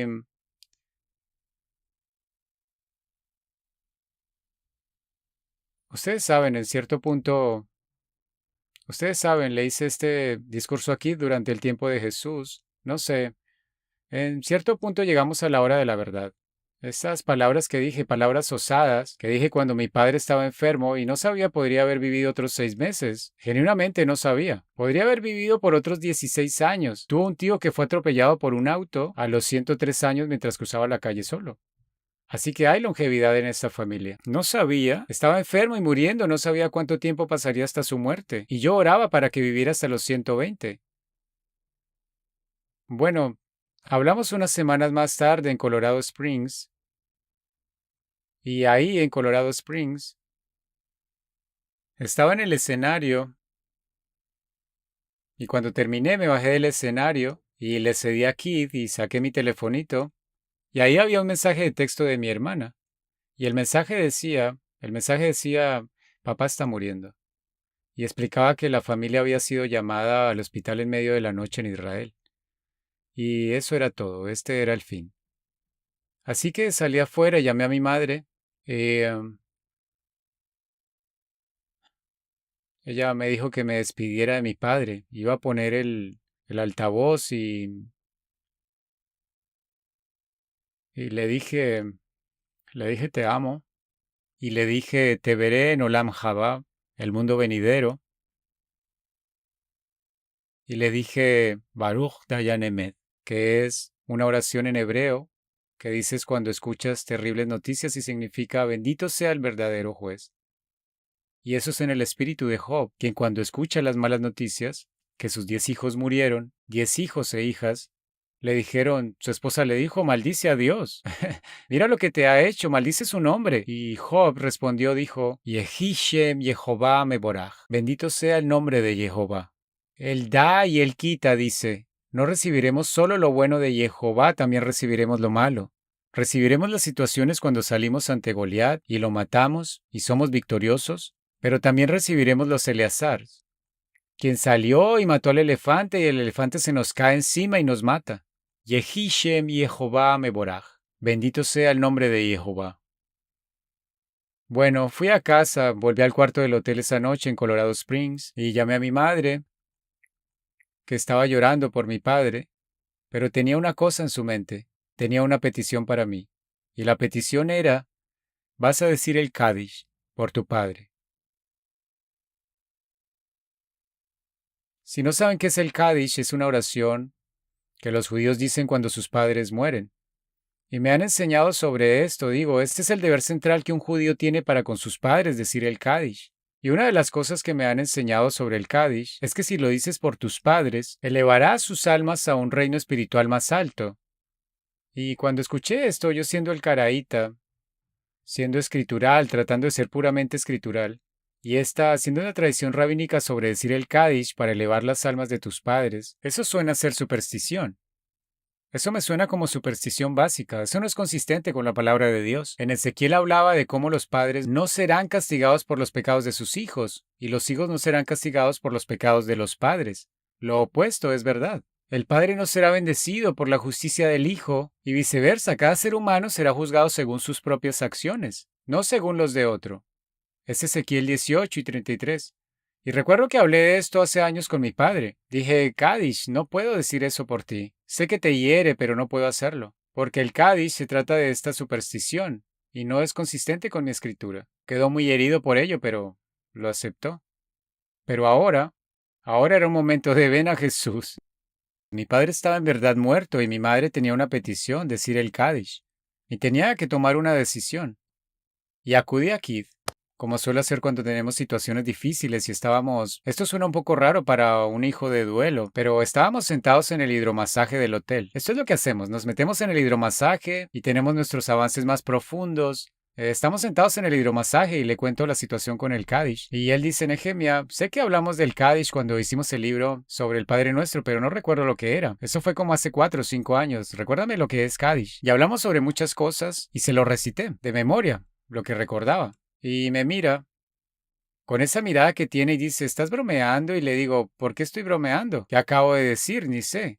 Y pienso las palabras que acababa de traducirle. Ustedes saben, porque el Kaddish había representado una superstición para mí, pero cuando recité realmente las palabras me di cuenta de que esto es exactamente lo que habíamos estado haciendo. El Kaddish es esta oración que habla de Kaddish, significa santificación, y es una oración que santifica el nombre, el gran nombre de Dios.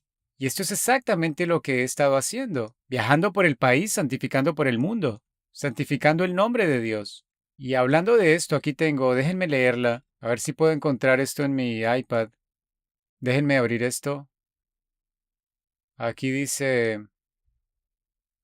la oración dice, que su gran nombre crezca y sea exaltado y santificado en el mundo que Él creó según su voluntad. Está diciendo que se haga su voluntad en el mundo que Él creó y que su gran nombre sea santificado, que reine en su reinado durante tu vida y tus días y en la vida de toda la familia de Israel, pronto y rápido. Y luego de cada línea, por cada frase aquí, después de cada oración, la congregación responde amén. Y luego dice, bendecido, alabado, glorificado, exaltado, poderoso, elevado y loado sea el nombre del santo como él. Más allá de bendición y canción, alabanza y consolación que se pronuncian en el mundo, ahora digan amén, no digan eso todavía, que haya abundante paz del cielo y vida sobre todos nosotros, sobre todo Israel. Él quien hace la paz en su altura, que haga la paz sobre nosotros y sobre todo Israel. Y así me di cuenta de que tenía y realmente fue como Hanukkah para mí. Hanukkah había representado estas leyes, reglas y regulaciones hechas por el hombre de la bendición de encender las lámparas de Hanukkah, pero cuando realmente averigüé lo que Hanukkah significó originalmente, de lo que realmente se trataba, no era sobre eso. Había sido secuestrada para que signifique eso, y decidí que voy a hacer lo mismo, y ver lo que Kaddish realmente significa. En lugar de pararme en mis principios y decirle a mi madre, ustedes saben qué mal, tu hijo no va a decir Kaddish para su padre fallecido, voy a ver si esto es algo en lo que hay lugar para moverse. ¿Es esto algo inherentemente pagano? ¿O hay algo aquí que pueda ser salvado? Y miré la historia y adivinen qué descubrí. El origen de Hanukkah, déjenme ver si puedo encontrar este versículo. Perdonen, los orígenes de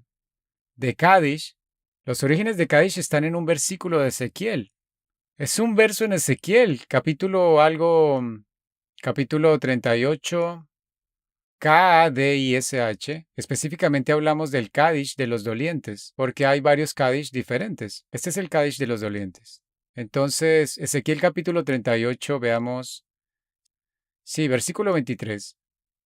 Y la mayoría traduce el versículo 23 como, dice,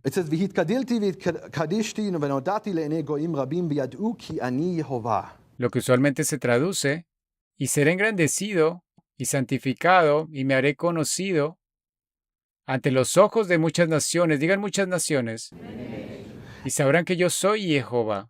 Y esto podría legítimamente ser traducido como, y sería magnificado y sería santificado, y me haría conocer a los ojos de muchas naciones y sabrán que yo soy Jehová. Y así es como los rabinos lo entendieron. Y dijeron, de acuerdo, tenemos que salir y santificar el nombre de nuestro Padre Celestial, el nombre del Creador. Y aquí es de donde viene el Kaddish. Y originalmente lo que ocurrió, de donde el Kaddish vino, es que los rabinos cuando daban sermones y enseñaban la Torá, al final del sermón decían una oración de acuerdo con este verso, la oración Kaddish, para santificar el nombre del Creador, para proclamar su voluntad en el universo, para proclamar la venida de su reinado futuro y la paz en la tierra. Así es como se hizo el Kaddish originalmente, y a medida que el tiempo progresó, lo que ocurrió es que cuando un gran rabino moría, o un gran maestro de Torah moría, su hijo, para mostrar que continuaba con el legado de enseñanza de la Torah, salir y enseñar el nombre al mundo, en la ceremonia funeraria, en realidad 7 años después del funeral, al final del periodo de duelo, enseñaban un sermón de Torá y lo terminaba con el Kaddish. Y de ahí es de donde obtenemos el Kaddish de los dolientes. Y cuando leí eso no pude creerlo, dije, ¿no iba a decir el Kaddish?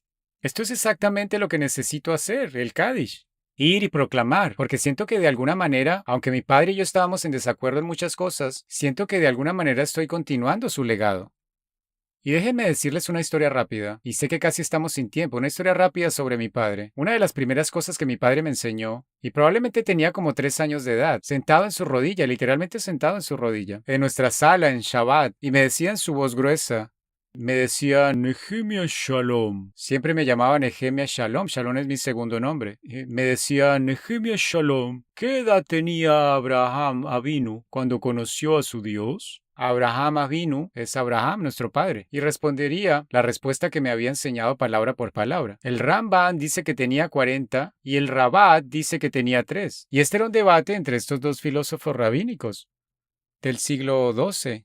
Y creo que la mayoría de la gente que escucha esta respuesta, que un rabino dice que tenía 40 y otro dice que tenía 3, y probablemente yo ni sabía quién era Abraham, yo mismo tenía 3 años, y estoy recitando estas palabras que mi padre me enseñó sobre un debate entre rabinos del siglo XII, creo que la mayoría de la gente que escucha diría, no confundas al niño, solo dale la respuesta, pero mi padre me enseñó algo, mucho más importante que la respuesta.